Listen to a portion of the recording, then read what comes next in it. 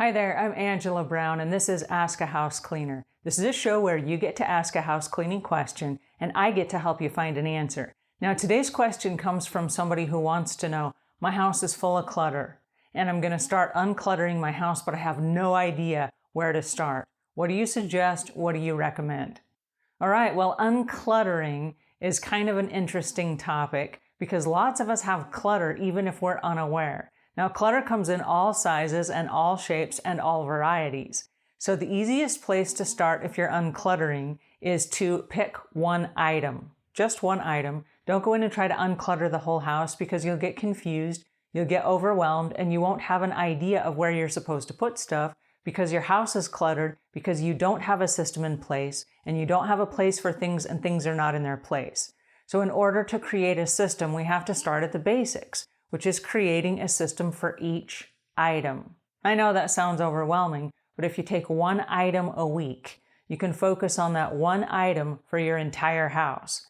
It's like when you go shopping and you're looking for a little black dress. When you go inside that department store, instead of looking at all the racks of all the clothes and looking at the clearance racks, your eyes focus in on that one rack that has the black dresses because that's all you're looking for, right? So if you focus on one item per week, it creates a laser focus and it makes it easy for you to do. So for example, let's start with DVDs. Now you probably have some DVDs in your house. We used to collect them. People had bookshelves and CD cases and DVD cases of DVDs and movies that they could watch at home. But now technology has changed and all of those movies that we have stored in our house are also in the cloud. You can rent them on Netflix and Hulu and Amazon Prime and some of these different services that have videos on demand. And so no longer do we need to store bookshelves and boxes and closets full of DVDs. It's just not necessary. So one of the systems that you might create is you might create a new rule for yourself. That starting from today on out, we never buy DVDs again. All of the movies that we're going to watch will either be streamed live from the system or they will be movies that we rent online from a streaming service. So no longer will we have boxes of DVDs. And once you make that rule clear and you even tell your friends, they'll stop giving you DVDs for Christmas. Once people know what the rules are, they can comply. Then you'll want to go through your house and you'll want to collect all the DVDs. And you'll want to pull out all the ones from all the shelves, all the ones that are stacked on end tables and coffee tables, that are hiding by the bedstand, that are hiding in every room of the house with the different TVs. Pull them all out and then figure out where you're going to put them. Are you going to donate them? Are you going to sell them? Are you going to swap them out on a buy and sell swap site like on Facebook, for example? Figure out how to get rid of those. And once you have the new rule in place, it makes the job pretty easy. Another one is shoes. Lots of us have shoes. And so if you have 5 or 6 pair of shoes that you wear on a regular basis, those are your go-to shoes. The rest of them are just collecting dust. And so make a new rule for the shoes. Starting today, you will only buy shoes in October or whenever it is that you decide you're going to buy the shoes. Make the shoes that you have last for the entire rest of the year. Once you have a system in place, you won't wander into a store and randomly say, oh, look, this pair of shoes is on sale. I think I'll buy them. You won't be doing that because it's not October. So whatever the new rule is, that helps you put a system in place to end the clutter in your life. Now, the same rules for the shoes apply that we used for the DVDs.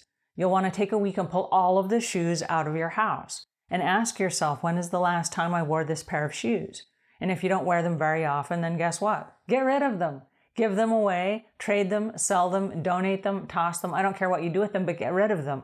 If you have shoes that you're not wearing, get rid of them. And then make a rule that you're not going to buy shoes, except you're going to buy 4 pair of shoes every October. And it might be 2 pair of dress shoes, a pair of work shoes, and a pair of house shoes or a pair of jogging shoes. Whatever the rule is, make the rule and then stick with that rule. And no longer will you have a house full of excess shoes that you no longer use. Cleaning chemicals is one of those things. If you pull out all of the cleaning chemicals from your house, lots of us have been bamboozled by fancy advertising that show cleaning products that do a whole lot with very little effort. And so we run to the grocery store and we buy these cleaning supplies. And if you open up underneath bathroom cupboards, you're going to find all kinds of cleaning supplies you forgot that you have. And so you don't need them. When they're out of sight, they're out of mind. If you're not using them, guess what? You don't need them. You only use things you need. So pull all those cleaning chemicals out and put them all in one consolidated space. This might be in the laundry room, for example. All of the cleaning supplies go in one space, and then create a new rule. For example, your new rule might be, under every bathroom cupboard, there get to be 5 things. Garbage can, a container of cleanser that would be like Ajax or Barkeeper's Friend or Bonami or Comet or something like that, a non-scratch scrub sponge so that you can clean out toilets and basins of sinks and the tub, an all-purpose spray, which could be Windex for the mirrors and the vanities, and a roll of paper towels. Those are the 5 things that would be underneath every single sink in your house. And that would make cleaning up really quickly in a hurry a breeze, right? Those would be the only chemicals that would not be in that one consolidated space in your laundry room. And if those are the only 5 things that you keep underneath your bathroom sink and every sink is consistent, that's a new rule and a new system. And no longer will you be opening your cupboards to find all kinds of weird, crazy chemicals and detergents and solutions that you bought based on hype that you've never used, you don't know how to use, you're probably never going to use them, but now you're storing them, and for what reason? So there are just a couple of things that I want to reiterate. There are ways, and everything that you have is going to have a little bit different way to unclutter it. For example, I know lots of people who will store boxes of containers of their kids' homework assignments from when they were in elementary school. And there's sentimental value to those. So we can't get rid of those because there's sentimental value.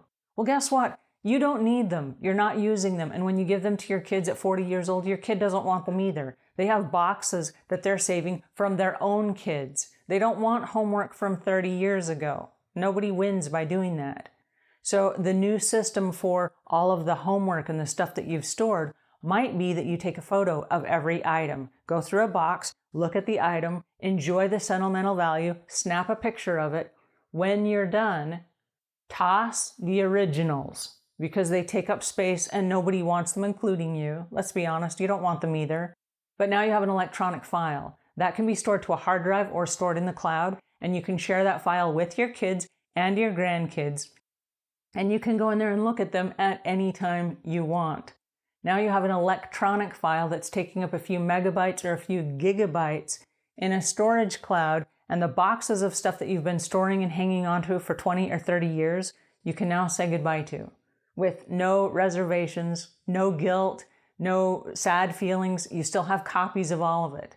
So every different thing that you have in your house is going to have a new method and a new set of rules. But if you'll take one item per week and go through your house and unclutter your house, just focus on one item a week, you will find that your life suddenly starts turning around and you become a very organized and very systematic person. And soon you'll find that your life is completely balanced and in harmony, and you know where everything is, everything has a place, and everything is in its place. And that's how you start to unclutter. Just pick one item at a time. All right, so that's my tip for today. Now, don't worry about taking notes. I took them all for you. They're in the show notes below, so you can just click on the app or the YouTube video that you're watching, and all of that information will be right there waiting for you. So until we meet again, leave the world a cleaner place than when you found it.